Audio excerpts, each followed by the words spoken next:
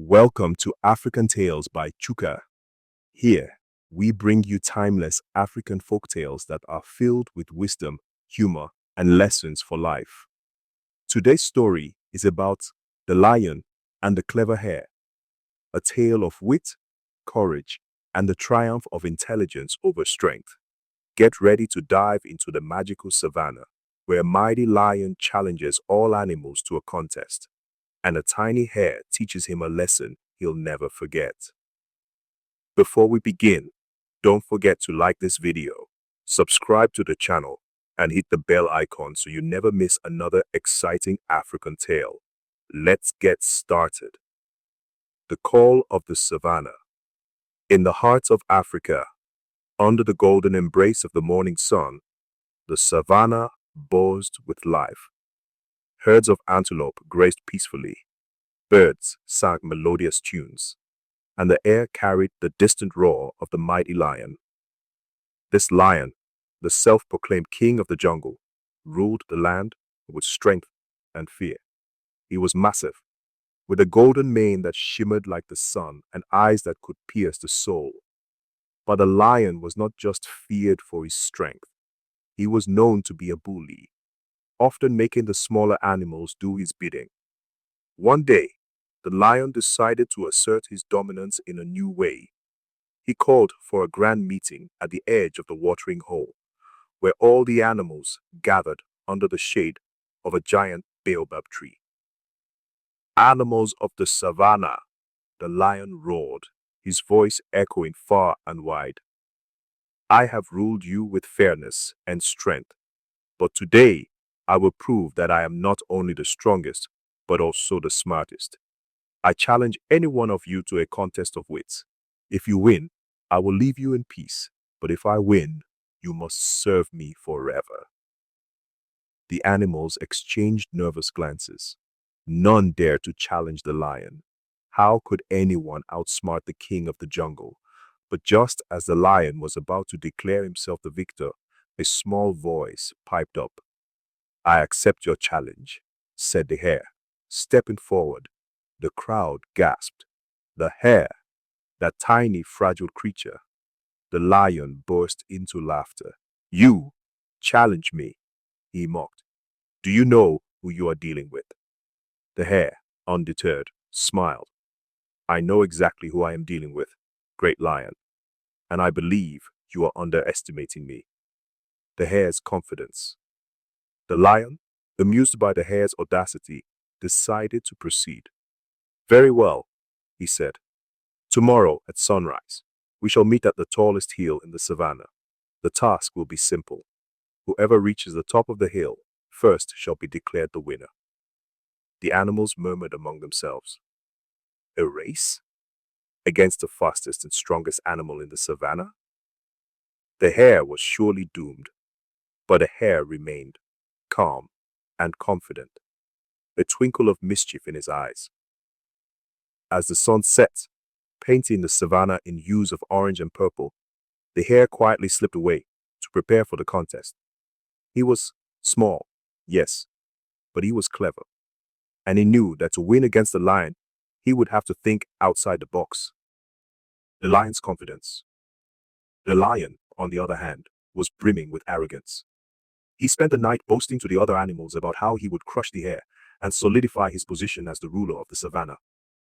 This will be too easy, he said, reclining under a tree. The hare doesn't stand a chance against me. But little did he know, the hare was already putting his plan into action. The clever plan. As the first rays of sunlight kissed the savannah, the animals gathered at the base of the tallest hill. The lion stood tall and proud, his golden mane glistening in the light. The hare, small but composed, stood beside him, a picture of calmness. Are you ready to lose, little one? The lion sneered. We shall see, the hare replied, his voice steady. The race began with a loud roar from the lion.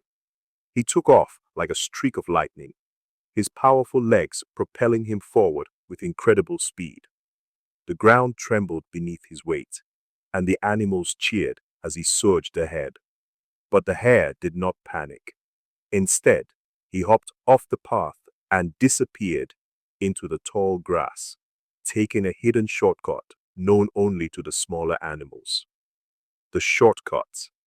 The lion, focused solely on the path ahead, didn't notice the hare's clever maneuver. He was too busy reveling in his own speed and strength, certain that victory was his. Meanwhile, the hare moved swiftly and quietly through the shortcut, avoiding rocks and thorny bushes. He knew the terrain like the back of his paw and used his knowledge to his advantage. As the lion reached the halfway point, panting but determined, the hare emerged from the shortcut and began climbing the hill from the other side. The surprise. By the time the lion reached the top, exhausted but triumphant, he was shocked to find the hare already there, sitting calmly on a rock. How? How did you get here? The lion panted, his eyes wide with disbelief. The hare smiled. I told you, great lion, strength isn't everything. Sometimes it's the smallest creatures who know the biggest secrets. The lion growled in frustration, but he couldn't deny the truth. The hare had outsmarted him fair and square. Thank you for joining us on this exciting journey through the savannah. The story of the lion and the clever hare reminds us that intelligence and strategy can triumph over sheer strength. If you enjoyed this tale, please like this video, subscribe to African Tales by Chuka, and hit the bell icon so you don't miss part 2 of this epic adventure. There's so much more to come. See you in the next part. The aftermath of the race.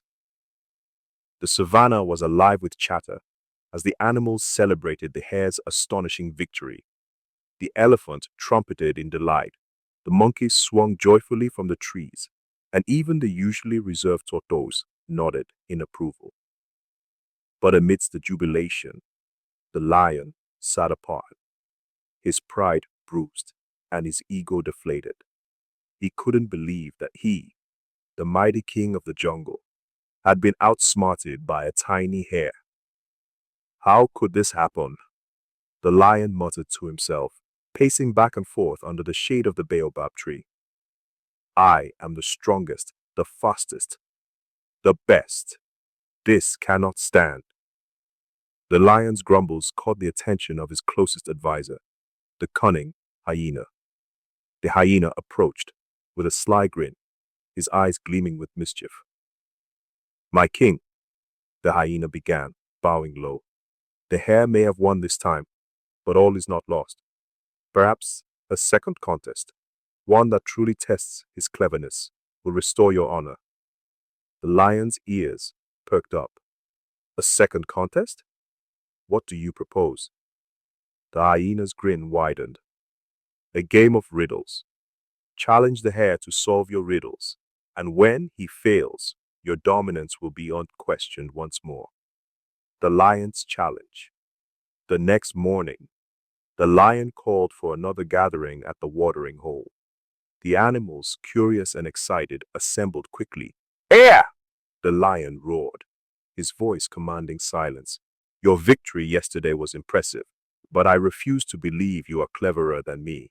I challenge you to a new contest, a battle of riddles. Do you accept? The hare, sitting calmly among the crowd, smiled and hopped forward. I accept your challenge, great lion, he said, his voice steady. But let us make it fair. If I solve your riddles, you must admit defeat and leave the animals in peace. And if I fail, I shall serve you without question. The lion's lips curled into a smirk. Agreed.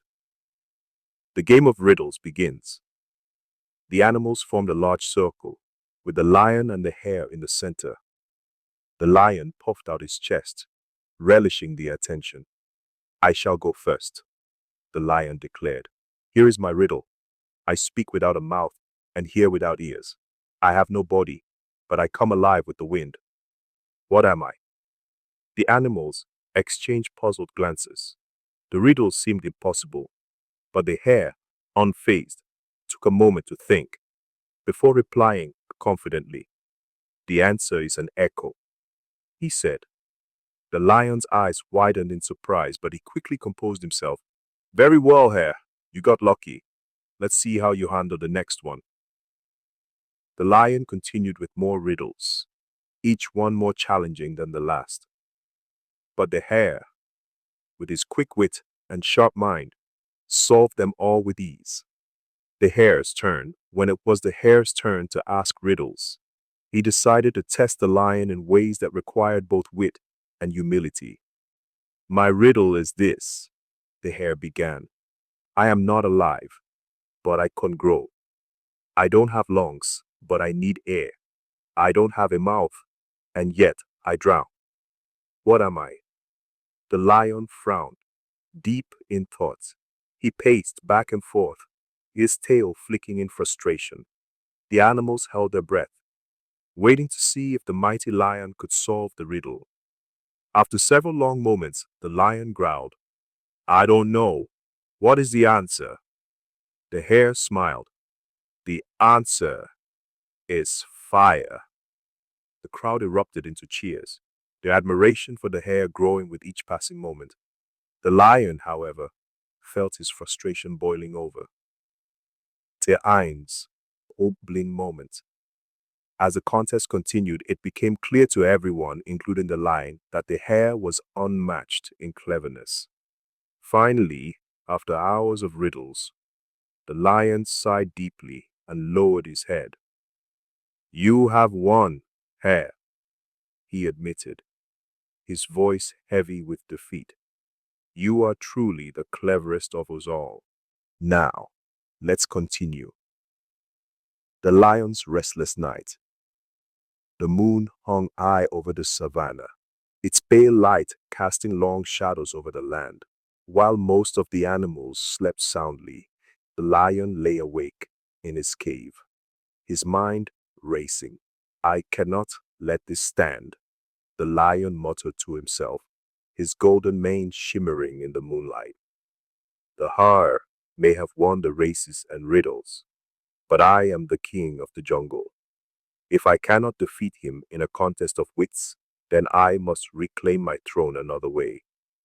The lion's pride gnawed at him, and his restlessness turned into a dangerous resolve. He decided that he would set a cunning trap for the hare.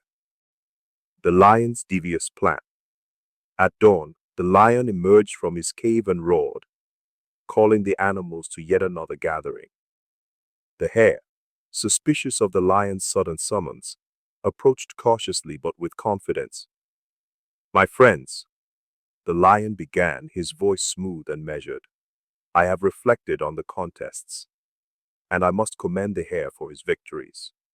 However, I wish to end this rivalry with a final challenge, one that will truly settle who is the most resourceful among us." The animals murmured among themselves, unsure of the lion's intentions.